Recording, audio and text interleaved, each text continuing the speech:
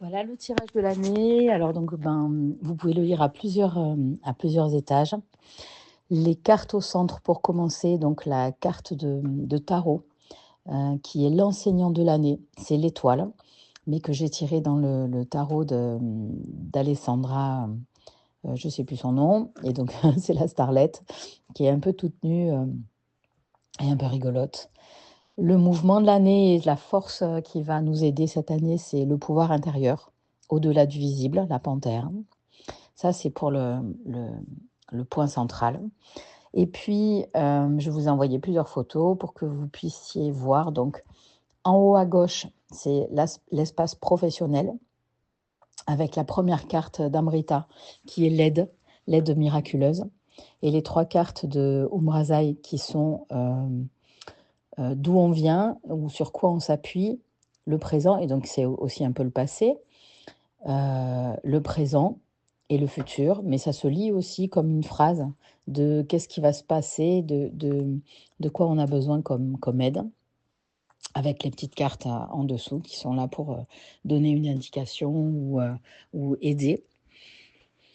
En haut à droite, c'est l'espace des finances, et de la créativité aussi, enfin des finances quand même plutôt, et de la partie matérielle. Et donc là ici, c'est c'est pareil, hein, c'est les mêmes façons de lire, hein. Donc la carte la plus à gauche d'Umrazai, c'est toujours un peu soit la problématique qu'on quitte, celle d'où on vient. La carte du centre, c'est toujours le présent et comment on peut ouvrir. Et la carte de droite, c'est toujours un peu là où on va, mais ce qui va être aussi solutionné ou créé ou qui va s'ouvrir. Et la carte d'Amrita, c'est toujours le mouvement magique, le mouvement merveilleux. En bas à gauche, c'est donc l'espace relationnel, amoureux, familial aussi, mais émotionnel. Donc toujours pareil, hein, avec les mêmes façons de lire les 3 cartes, et la carte d'Amrita et le petit mot en plus. Et puis en bas à droite, c'est la créativité, ce qui est divers. Donc la santé, la création, la créativité, les choses que vous mettez en place dans votre vie à partir de votre corps, donc le physique, votre énergie physique aussi. Et donc la création, je ne sais plus si je l'ai dit. Voilà. Et donc vous pouvez le lire de cette façon-là, par espace, domaine intérieur de vie ou extérieur de vie. Et puis vous pouvez le lire aussi par trimestre.